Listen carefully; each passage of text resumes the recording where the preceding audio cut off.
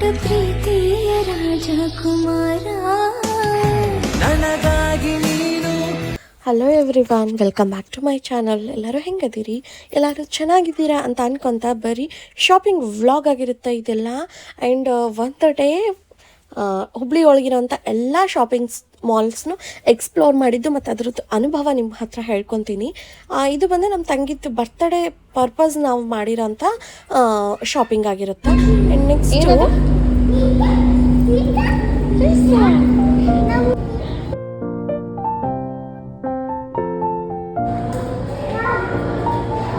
Hi ಗುಂಡು.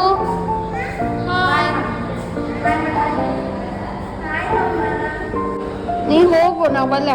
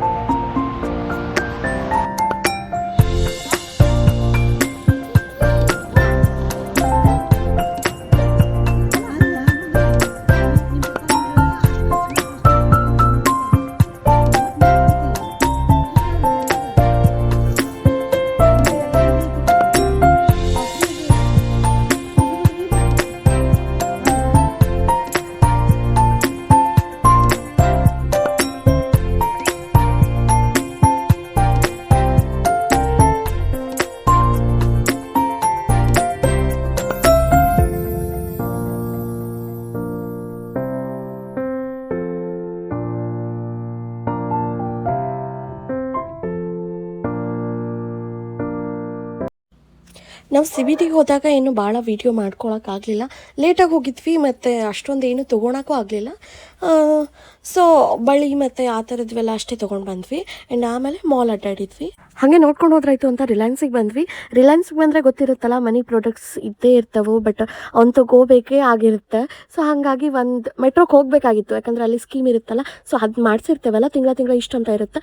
So ಹಾಗಾಗಿ ಅಲ್ಲಿ ಹೋಗೇಬೇಕಾಗಿತ್ತು. ಬಟ್ ರಿಲಯನ್ಸಿಗೆ ಬಂದಿದ್ವಲ್ಲ, ಅಲ್ಲಿ ನನಗೆ ಭಾಳ ಇಷ್ಟ ಆಗೋದಂದರೆ ಈ ಕ್ರೀಮು ಮತ್ತು ಶಾಂಪೂಸ್ ಎಲ್ಲ ಕಡಿಮೆ ರೇಟಿಗೆ ಸಿಗ್ತವೆ. ಸೊ ಹಾಗಾಗಿ ಒಂದು ಸ್ವಲ್ಪ ಬೈ ಒನ್ ಗೆಟ್ ಒನ್ ಇರುತ್ತಲ್ಲ ಅನ್ನೋ ಒಂದು ಕಾರಣಕ್ಕೆ ಬಂದಿದ್ವಿ. ಆ್ಯಂಡ್ ಇಲ್ಲಿ ಬೈ ಒನ್ ಗೆಟ್ ಒನ್ ಇರ್ತಿದ್ರಲ್ಲ, ಸೊ ಏನದು ಮೆಟ್ರೋದೊಳಗೆ ಇದಕ್ಕಿಂತ ಕಡಿಮೆ ಇರುತ್ತೆ, ಇದು ಜಾಸ್ತಿ ಅಂತ ನಾನು ಅಂದ್ಕೊಂಡೆ. ಬಟ್ ಮೆಟ್ರೋಗೆ ಹೋಗಿ ನೋಡಿದ್ದಾದ್ಮೇಲೆ ಇವ್ರು ಬೈ ಒನ್ ಗೆಟ್ ಒನ್ ಇಟ್ಟಿದ್ರು. ಅವ್ರು 50% ಆಫ್ ಇಟ್ಟಿದ್ರು. ಅಷ್ಟೇ ಡಿಫ್ರೆನ್ಸು.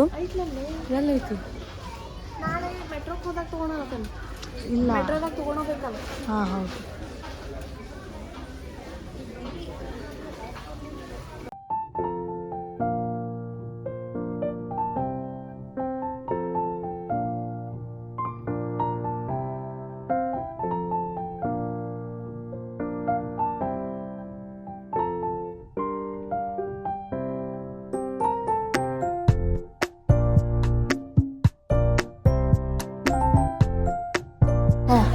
ನನಗೆ ಈಗ ಒಂದು ಚಾಲೆಂಜ್ ಕೊಡು. 10 ಮಿನಿಟ್ಸ್ ಕೊಡು. 10 ಮಿನಿಟ್ಸ್ ನಾನು ಯಾವ ಪ್ರಾಡಕ್ಟ್ ತಂದರೂ, ಯಾವುದೇ ಐಟಮ್ಸ್ ತೊಗೊಂಡ್ರು ನನಗೆ ಕೊಡಬೇಕು. ನಿಂದ ಬಿಲ್ಲು. ಹಾಂ ಏನು ಮಾಡ್ತೀವಿ? ಓಕೆನಾ?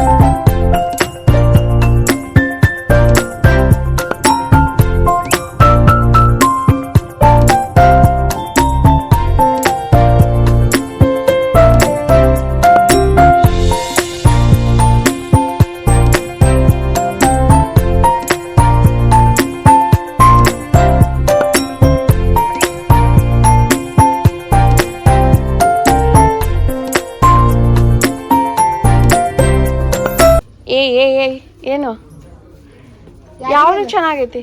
ಯಾರಿಗದ ಬದ್ಲಿ ಯಾರಿಗದ?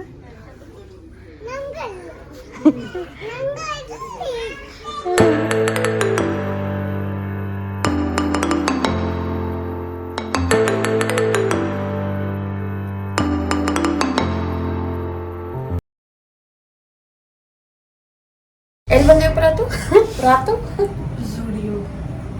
ಎಷ್ಟಾಯ್ತು ಶಾಪಿಂಗ್? ಚೆನ್ನಾಗಿ ಅನಿಸ್ತಾ? 4 ಶಾಪಿಂಗ್ ಹೋಗೋಣ.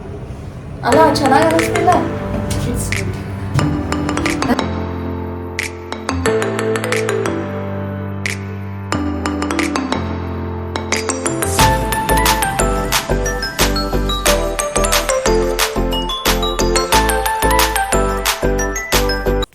ಓ ಮೈ ಗಾಡ್, ಎಷ್ಟೊಂದು ಖರ್ಚು ಮಾಡಿಸಿದ್ಲ ಅಂದ್ರೆ 5000 ಹೋಗಿ 8000 ಖರ್ಚಾಯ್ತು ನಂದು.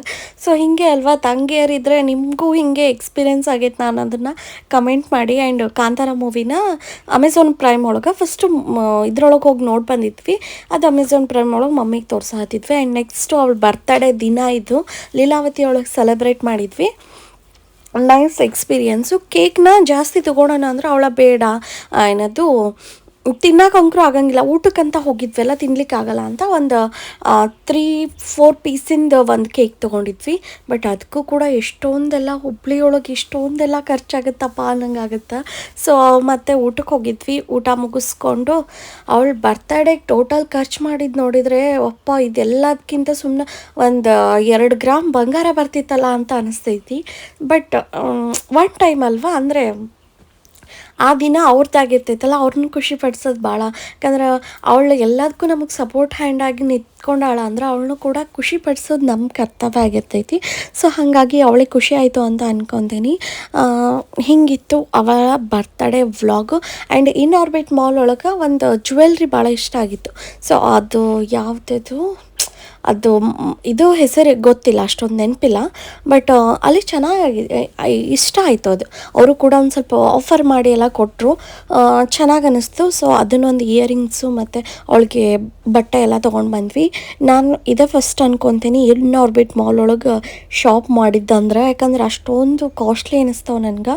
ಬಟ್ ಈ ಸಾರಿ ಅದಕ್ಕಂತನೇ ಬಜೆಟ್ ಇಟ್ಕೊಂಡು ಹೋಗಿದ್ವಲ್ಲ, ಸೊ ಶಾಪಿಂಗಿಗೆ ಅಂತಲೇ ಬಜೆಟ್ ಇಟ್ಟಿವಿ ಅಂದಮೇಲೆ ಅದಕ್ಕಂತನೇ ಖರ್ಚು ಮಾಡೋದು ಬೆಟರ್ ಅಂತ ಅನ್ಕೊತೀನಿ. ಆ್ಯಂಡ್ ನೆಕ್ಸ್ಟ್ ನಿಮ್ಗೊಂದು ಟಿಪ್ ಏನಂದರೆ, ನೀವು ಏನೋ ಒಂದು ಖರ್ಚು ಮಾಡ್ತೀರಿ ಅಂದರೆ ಅದಕ್ಕಂತನೇ ದುಡ್ಡನ್ನ ಸೇವ್ ಮಾಡಿ ಇಡಿ.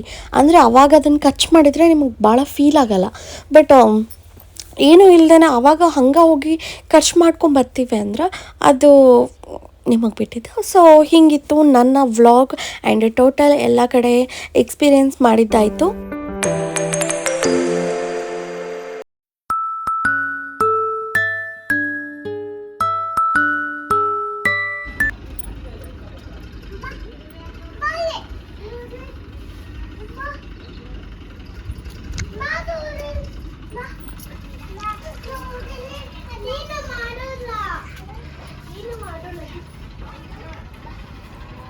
ನೋಡಲ್ಲಿ ನಿಮ್ಮ ಮಮ್ಮಿ ಫೋಟೋ ಹೊಡಿತಿದ್ದೆ, ಅಮ್ಮ ಫೋಟೋ ಹೊಡಿತಿದ್ದೆ.